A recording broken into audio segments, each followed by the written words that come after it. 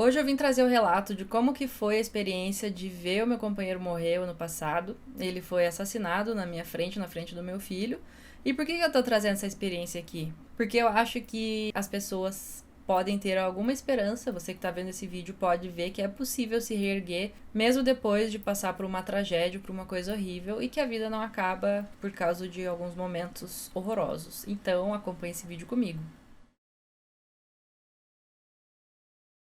Oi, eu sou a Jéssica, seja bem-vindo de volta ao meu canal. No último vídeo eu trouxe as 5 coisas que me ajudaram a superar o processo de luto, a tragédia que eu passei, que foi perder o meu companheiro, né? Eu fiquei viúva aos 28 anos. Pra quem não viu, eu vou deixar o vídeo aqui. E nesse vídeo aqui eu resolvi contar como foi a cena, como foi acontecido, porque depois de uns dias que eu fui analisar tudo com calma, depois que baixou a poeira, né, que o baque passou, e eu vi, assim, umas coisas bizarras que aconteceram, que me deram todos os motivos pra acreditar que tudo nessa vida é guiado. Tipo assim, tudo tá exatamente do jeito que tem que ser. Então, a partir disso, eu passei a ver a vida de uma maneira totalmente diferente, totalmente mais sem medo, por incrível que pareça, mesmo tendo passado por uma coisa tão horrorosa. E eu espero que esse relato ajude a te entender isso também. Então, como que aconteceu? Basicamente, a gente tava saindo de casa pra ir na casa de uns amigos, 10 horas da noite. Eu tava fechando o portão, o falecido tava no carro me esperando ali, com meu filho dentro do carro, inclusive. Enquanto eu tava de costas ali, eu escutei a frase perdeu,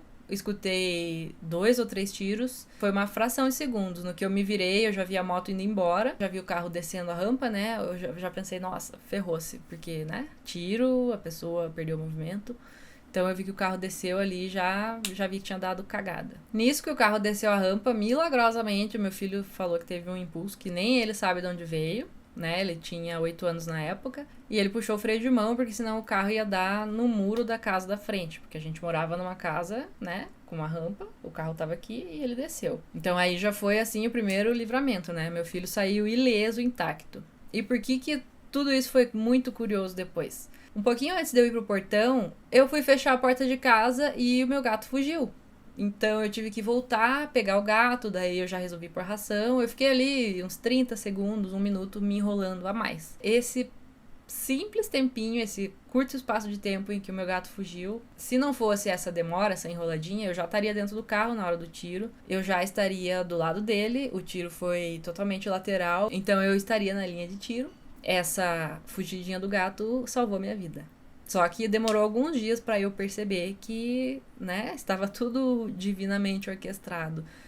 E por que eu falo isso, né? Foi a cena de uma morte, depois ali eu vi que ele tinha realmente levado, né, um tiro na cabeça, então no momento que eu peguei ali na cabeça dele para ver se estava tudo bem, eu já senti por onde a bala saiu, já pensei, nossa, ferrou-se. Foi um momento bem tenso, então, né, é meio estranho eu falar que foi tudo divinamente orquestrado, mas depois disso eu entendi também que as pessoas têm uma missão nessa vida, que nenhuma morte ocorre por acaso. A minha vida melhorou significativamente depois disso. Lógico que teve todo um processo de luto, de cura e tudo mais, mas assim, o que me ajudou foi entender que a missão dele tinha acabado aqui. Ele tinha só 28 anos, depois eu que sou louca dos números e coincidências, né? Fui ver que 2 mais 8 é 10, 10 significa fim de ciclo, enfim, eu entendi que aquele ciclo tinha acabado, ele tinha cumprido a missão dele aqui na Terra. Mas, voltando ao assunto, na hora, assim, foi bem desesperador, eu fiquei ali, Deus, por favor, não leva meu marido. Marido não, porque a gente não era casado, mas a gente vivia há anos juntos já, né? Filhos juntos, morando juntos há tempos, então considerava, assim, marido. E ali eu ficava, né, Deus, por favor, por favor. Só que chegou uma hora ali que misturou desespero, misturou choro, misturou vizinhos vindo, então teve uma hora que eu parei ali, pensei, refleti e falei assim, não, Deus, a não ser que seja da sua vontade, porque daí, né, eu entendi que, poxa, foi um tiro na cabeça, não foi algo simples, então, se fosse um caso de sobreviver, como é que ia ser essa sobrevivência, né? Ele sempre falava que, pelo amor de Deus, se um dia eu levar um tiro ou algo assim e ficar inválido, faz eutanásia em mim, porque eu não quero ficar dando trabalho. E falar essa frase, né, a não ser que seja da tua vontade, me deu uma certa calma. O engraçado é que primeiro chegou a TV, depois chegou a polícia e só por último chegou o SIAT, que foi ali uns 20 minutos, 30 minutos de diferença. E nesse meio tempo eu fiquei ali com ele, foi uma cena bem trágica, como eu disse, tinha muito sangue. Tinha uma moça enfermeira ali que juntou naquela muvuca da rua que falou pra eu falar umas palavras pra ele, então mesmo ele inconsciente ali, ainda vivo, eu falava, né, eu tô aqui, eu te amo, eu tô aqui com você, fique calmo. E assim aconteceu, depois eu me afastei do carro, passou um tempo, foi chegando gente, e na distração ali acabou que fizeram atendimento e eu recebi a notícia de que ele tinha realmente falecido. Claro que no dia foi muito difícil, claro que um velório não é fácil, passar uma perda assim não é fácil, só que como eu já vim de uma criação onde a minha mãe sempre me ensinou que tudo nessa vida tem um propósito, que nada tá fora de lugar, que Deus sabe de todas as coisas, então eu fui entendendo. E o que mais me ajudou, assim, num primeiro momento, foi não me fazer de vítima, não entrar no papel de vítima, de ficar, por que Deus? Por que, ó céus, ó vida? E isso já foi de grande ajuda, porque quando a gente fica se fazendo de vítima, tipo assim, a gente não é vítima de nada. É Deus que sabe de todas as coisas. Tudo é divinamente guiado. Mesmo se você não acredita em Deus, eu acredito que você já passou algumas coincidências na vida, assim, onde certas coisas boas aconteceram porque coisas ruins aconteceram.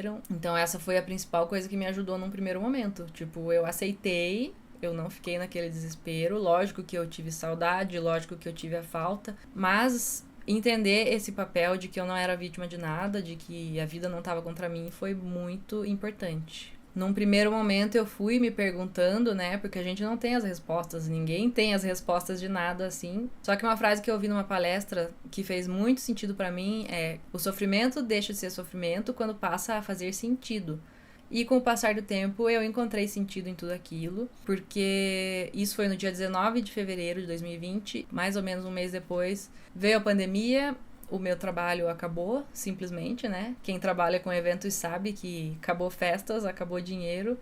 Então eu fiquei sozinha, tive que voltar para casa dos meus pais. E depois eu vi nos meses seguintes, nas semanas seguintes, que tudo estava exatamente como devia estar. Se não tivesse acontecido isso, eu não sei como teria sido a nossa vida, sem trabalho, sem dinheiro. Então eu entendi, eu estou no lugar certo, na hora certa, e a lição que eu aprendi foi: a gente nunca deve ter resistência contra a vida, a gente nunca deve ficar se vitimizando, falando por que Deus, por que isso, por que aquilo, a vida me odeia. Não, é um processo natural da vida. Eu entendi que a missão dele tinha acabado nessa terra. Viver com ele foi uma escola, nossa, foram tantos aprendizados. Ele era uma alma que sofria, ele tinha muitos problemas, tinha transtorno bipolar, teve uma vida assim super mega sofrida, era muito excluído, muito discriminado, apesar de ser uma pessoa alegre, ele tinha lá seus problemas e as pessoas não entendiam. E ele mudou muito a vida de quem ele tocou, da mãe dele, da minha, do meu filho, da minha família, de maneiras positivas, de maneiras negativas. Então eu fui entendendo e fui aceitando. Mas o principal de tudo é: eu não era vítima de nada e tinha um propósito em tudo isso, que foi a minha recuperação. Logo depois veio a pandemia, outro motivo pelo qual eu poderia ficar me vitimizando, né? Nossa, olha que vida triste, eu fiquei viúva, daí veio a pandemia, meu Deus, minha vida acabou. Mas eu vi também isso como uma oportunidade de me curar, porque como eu disse no vídeo anterior, eu decidi, eu escolhi ficar bem, porque, né, o meu filho viu a cena, então eu precisava ser o apoio pra ele. E como eu escolhi ficar bem, a vida foi mandando formas no meu caminho de eu ir por um caminho de ficar bem. Foi redundante a frase, mas tudo bem. Nesse caminho eu me curei bastante, eu fiquei sozinha na pandemia, então eu não tive tempo de descontar minha dor e minha frustração em balada, na vida, em bebedeira, em distrações, porque a gente sabe que tudo isso, apesar de ser divertido, são fugas para quem passou por isso, né? É muito fácil alguém falar: não, você tem que sair com os amigos, você tem que esquecer, mas não, eu tive meu processo, internalizei tudo, fiquei sozinha, fiquei praticamente 1 ano em casa quase, que daí tinha acabado o trabalho, tinha acabado o casamento, e graças a esse período sozinha, eu estou aqui hoje podendo contribuir. Eu espero que eu esteja contribuindo de alguma forma com outras pessoas, tanto que o propósito desse canal é compartilhar aqui todos os meus aprendizados com relação a isso, de que é possível sim sair do buraco, de que é possível sim escolher o que a gente vai alimentar na nossa mente, se é o sofrimento ou se é a melhora, e quanto mais eu escolho melhorar, mais a vida vai me mostrando o caminho. E hoje eu tô nesse caminho, que é passar para você que tá assistindo esse conhecimento. Eu espero que esse vídeo tenha ajudado de alguma forma. Foi meio trágico, foi meio pesado, mas eu estou aqui para mostrar que é possível sim achar um propósito em tudo, é possível sim continuar vivendo a vida. Hoje, graças a Deus, eu encontrei uma pessoa maravilhosa que me cuida, que tá comigo para tudo, meu namorado lindão.